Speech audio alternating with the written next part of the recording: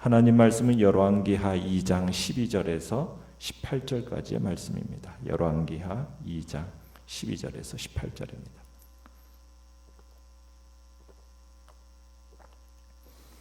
열왕기하 2장 12절에서 18절까지 우리 한 목소리로 같이 읽도록 하겠습니다. 시작. 엘리사가 보고 소리 지르되 내 아버지여 내 아버지여 이스라엘의 병거와 그 마병이여 하더라. 다시 보이지 아니하는지라. 이에 엘리사가 자기의 옷을 잡아 둘로 찢고 엘리야의 몸에서 떨어진 겉옷을 주워 가지고 돌아와 요단 언덕에 서서 엘리야의 몸에서 떨어진 그의 겉옷을 가지고 물을 치며 이르되 엘리야의 하나님 여호와는 어디 계시니까 하고 그도 물을 치매 물이 이리저리 갈라지고 엘리사가 건너니라. 맞은편 여리고에 있는 선지자의 제자들이 그를 보며 말하기를 엘리야의 성령이 하시는 역사가 엘리사 위에 머물렀다 하고 가서 그에게로 나아가 땅에 엎드려 그에게 경배하고 그에게 이르되 당신의 종들에게 용감한 사람 50명이 있으니 청하건대 그들이 가서 당신의 주인을 찾게 하소서. 염려하건대 여호와의 성령이 그를 들고 가다가 어느 산에나 어느 골짜기에 던지셨을까 하나이다 하니라. 엘리사가 이르되 보내지 말라 하나 무리가 그로 부끄러워하도록 강청하매 보내라 한지라. 그들이 50명을 보냈더니 사흘 동안을 찾되 발견하지 못하고 엘리사가 여리고에 머무는 중에 무리가 그에게 돌아오니 엘리사가 그들에게 이르되 내가 가지 말라고 너에게 이르지 아니하였느냐 하더라 했더라. 아멘. 오늘 말씀의 제목은 바뀐 사역자 동일한 성령이라는 제목으로 말씀을 나눕니다.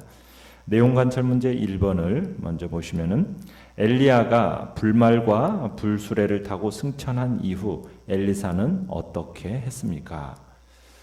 작별 인사도 제대로 못하고 스승을 떠나보낸 엘리사가 슬퍼서 옷을 찢고 괴로워하면서 내 아버지여 내 아버지여 이스라엘의 병거와 그 마병이여 하고 외쳤죠. 엘리사의 고백처럼 엘리야는 이스라엘 백성의 힘이고 보호자였습니다. 어떻게 보면 극심한 우상 숭배를 하는 북이스라엘은 하나님의 심판을 받아서 멸망하는 것이 마땅했습니다. 하지만 하나님이 북이스라엘을 멸하지 않으신 것은 엘리야가 여호와의 신앙을 지키기 위해서 어떻게 보면 노력했기 때문입니다. 이스라엘이 번영하는 것, 망하는 것, 이건 인간의 노력으로 되는 게 노력의 결과가 아닙니다. 전적으로 하나님의 주권자 되신 하나님의 뜻에 따라서 결정되는 거죠.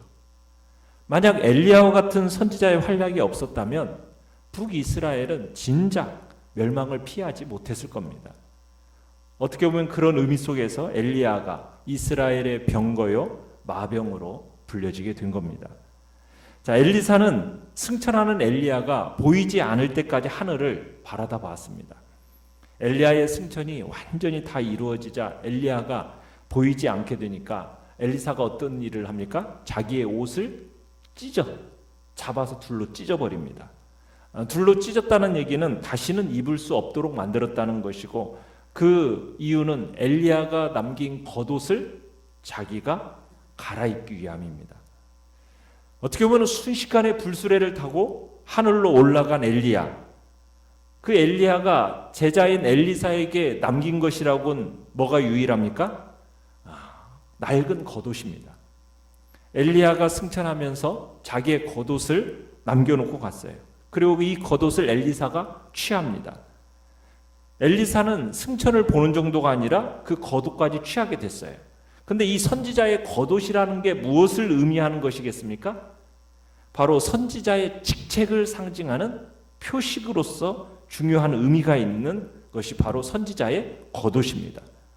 그러니까 엘리사가 자기의 겉옷을 찢어버리고 엘리야의 겉옷을 대신 입었다라는 것은 엘리야의 선지자직을 누가 계승했다라는 겁니까? 엘리사가 계승했다라는 그런 의미가 있는 겁니다.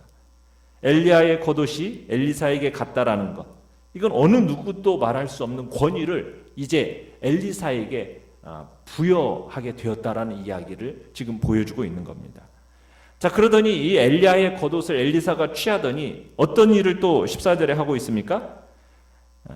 요단강을 이제 치면서 하나님께 소리를 지릅니다. 뭐라고 소리를 지릅니까? 엘리야의 하나님 여호와는 어디 계시니까? 라고 외칩니다. 이게 무슨 말이겠습니까? 엘리야의 겉옷이라는 것은 명분상으로 합법적인 후계자라는 것을 이야기한다면 그것만으로는 자기는 만족할 수 없다라는 거예요. 명분상 장자의 권위, 이게 전부가 될 수 없다라는 겁니다. 더 중요한 건 뭐예요? 능력이라는 거죠. 능력. 그러니까 믿음의 싸움이라는 것은 단순히 그저 직책을 가지고 있다, 이걸로 싸워지는 게 아니라 능력을 가지고 있어야 된다. 능력. 엘리야와 함께 하신 권능의 하나님께서 자신과도 함께 해주실 것을 지금 호소하고 있는 겁니다. 그래서 엘리사는 엘리야에게 주셨던 하나님의 그 권능을 자신에게도 주시기를 지금 하나님께 간구하면서 지금 엘리야의 하나님 여호와는 어디 계시니까 지금 이러면서 간구하고 있는 겁니다. 그러자 이 엘리야사의 간구에 하나님께서 응답을 하시는데 어떻게 응답해 주셨습니까? 엘리야가 요단강물을 갈랐던 것과 동일한 이적이 벌어지게 된 겁니다. 자, 내용 관찰 문제 2번을 보시면, 자, 이런 모습을 보고 여리고에 있던 선지자의 제자들은 어떻게 반응했습니까?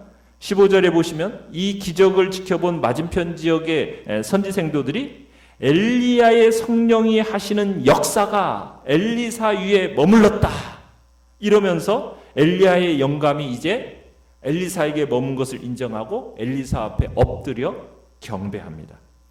그건 이제 엘리야를 이은 적법한 후계자로 받아들인다라는 의미가 있는 거죠. 그래서 이제는 엘리사를 최고의 선지자요, 자신들의 스승이요, 신앙의 지도자로 존중한다라는 그런 의미로 지금 선지생도들이 이제 엎드려 경배한 겁니다. 엘리야의 영감이 엘리사 위에 머물렀음을 확인하고서는 엘리사를 지극히 높여서 존중해 준 거죠. 그래서 하나님께서는 이 요단강물의 이 기적을 통해서 엘리사의 영적인 권위를 모든 선지생도들에게 확인시켜 준 겁니다. 자, 연구와 묵상 문제 3번을 보시면 50명을 보내 어느 산에나 골짜기에 떨어졌을지도 모르는 엘리야를 찾게 해달라는 이들의 요청을 엘리사는 왜 거절했을까요? 자, 멀찍이 서서 이렇게 따라오던 선지생도들은 이 엘리야의 승천의 본질을 전혀 이해하지 못했어요. 그래서 엘리야가 온전히 승천했다라는 사실을 믿지 못하니까 어떤 생각을 하게 된 겁니까? 엘리야가 회리바람으로 하늘에 올라가다가 그 육신은 땅에 떨어졌을 거라고 생각을 하는 거예요. 그러니까 엘리사의 말을 또 신뢰하지를 못하고 50명을 산과 골짜기로 보내가지고 스승 엘리야의 시신을 찾으려고 합니다. 이들에게는 뭐가 없는 거예요? 사람이 살아서 승천할 수 있다라는 믿음이 지금 없었던 겁니다. 그들이 생각하는 건 뭐냐면 엘리야가 살아서 승천한다? 이건 뭐 인간적인 생각으로는 이건 믿을 수도 없고 생각할 수도 없는 일이었고, 그들이 생각했던 건 뭐냐면 단순히 하나님께서 엘리야의 영혼은 하늘로 취하셨을지 모르지만 회리바람으로 이 엘리야의 육신은 어떻게 되었을 거라고, 어디 산과 골짜기에 던져졌을 거라고 그렇게 믿고 있는 거예요.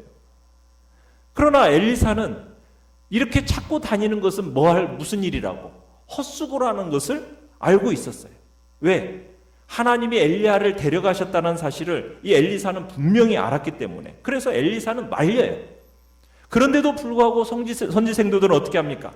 엘리사가 부끄러워하도록 강청했다, 이렇게 표현하고 있어요. 그러니까 엘리사로 하여금 도저히 자신들의 요구를 들어주지 않을 수 없도록 끈질기게 요청을 한 겁니다. 그들은 이제 엘리야의 시신이 지금 어딘가 분명히 있을 거라고 주장을 하는 거예요. 그러면서 뭐라고 얘기했겠어요? 이 스승인 엘리야의 시신을 방치한다라는 것은 배은망덕한 일이라고 아마 엘리사를 몰아붙였을 겁니다. 그래가지고 더 이상 이 선지생도들의 요구를 막지 못한 거예요.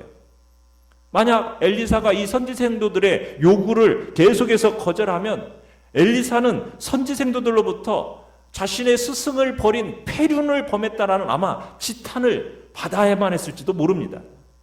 그래서 지금 엘리사는 선지생도들의 요구가 계속이 되니까 엘리야의 시신을 찾도록 허락을 한 거예요.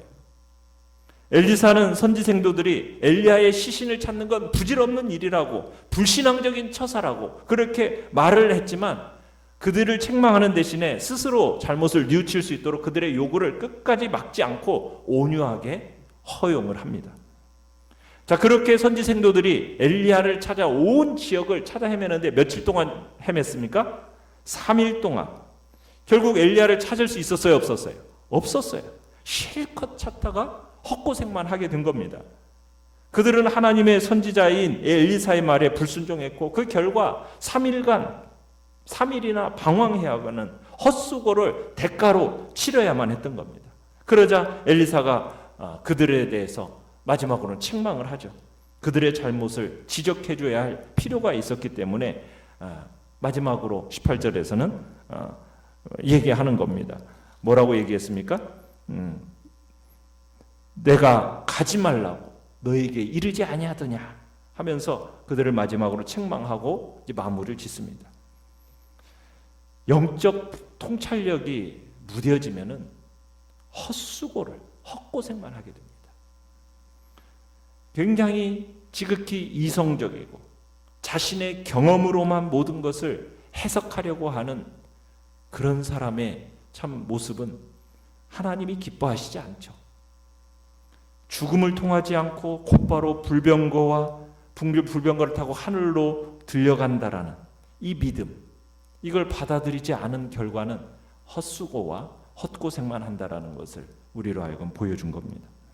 느낀 점 4번을 보시면 엘리야에게 임했던 성령이 엘리사에게도 임해 여전히 역사하는 모습을 보며 무엇을 느낍니까? 자, 엘리야의 마지막 승천을 통해서 하나님께서 하고 계시는 일을 우리는 보게 됩니다. 하나님께서는 시대의 단절을 만드시지 않았어요. 너무 매끄럽게도 당신의 역사를 이어가고 계십니다. 그러니까 하나님의 역사는 한 사람이 죽음으로 당신의 역사가 끊어지도록 만들지 않는다는 얘기예요. 하나님은 그 사람이 죽은 이후에는 또 다른 사람을 하나님이 새로운 영적인 지도자를 준비하시고 그 사람을 통해서 하나님은 계속 자신의 일을 진행해 나아가고 계시는 것입니다. 그러니까 하나님은 하나님의 자신의 사람을 계속 세워주셔요. 그러면서 무엇을 보여주시는 거냐? 그 민족을, 그 시대 속에서 그 민족을 아직은 버리지 않으셨다라는 것을 보여주는 겁니다. 엘리야는 승천했지만 엘리야의 능력도 함께 승천해버렸나요? 그건 아니에요. 엘리야의 능력은 여전히 이 땅 위에 남겨놓아졌어요. 하나님께서는 엘리야가 바라고 원하던 소원했던 대로 하나님께서는 일하신 겁니다. 자신이 떠나는 그 자리가 빈 공간이 되지 않도록 하나님께서는 엘리야는 어떻게 보면 자기보다도 더 놀라운 종이 그 일을 이어가기를 원했고 하나님은 그 엘리야의 소원대로 놀랍도록 매끄럽게 자신의 역사를 이어가도록 하고 계시는 겁니다. 사역자는 바뀌었지만 능력은 동일하게 이 땅에서 역사하고 있는 거죠. 왜? 성령님은 동일하시기 때문에. 엘리야도 엘리사도 그 무엇보다도 그 종들을 통해서 일하시는 하나님은 진실로 멋진 분이시다라는 것을 우리로 하여금 다시 한번 느끼게 하시는 겁니다. 이 땅에 성령께서 역사하시고 그 성령 하나님의 역사는 과거나 현재나 미래나 동일한 분이시라는 것, 그분을 우리는 다시 한번 생각하면서 이 땅 가운데 역사하셨 과거에 참으로 위대한 일을 했던 그 하나님이 동일한 성령께서 이 시간 나에게도 동일하게 역사하실 거라는 기대와 소망 속에서 우리는 성령의 충만함과 그분의 놀라운 능력과 은사를 기대하면서 우리는 부르짖는 복된 자리에 있어야 할 것입니다. 결단과 적용 5번을 보시면 지난 시대의 위대한 믿음의 거장들을 그리워하지만 말고 지금 이 시대에 새롭게 세워진 영적 리더들을 통해서도 놀라운 성령의 역사가 나타날 것을 믿고 기도합시다. 선지자의 제자들은 육신을 가지고는 승천할 수 없을 거라고 생각하여 엘리야의 육신을 찾으러 다녔습니다. 내 이성으로 하나님의 일을 제한하는 경우는 없습니까? 그런 마음들 다 내려놓고 주님 앞에 참으로 내 이성을 뛰어넘어 역사하시는 하나님을 기대하고 내가 하나님을 제한하지 않겠다라는 그런 결단이 있기를 바랍니다.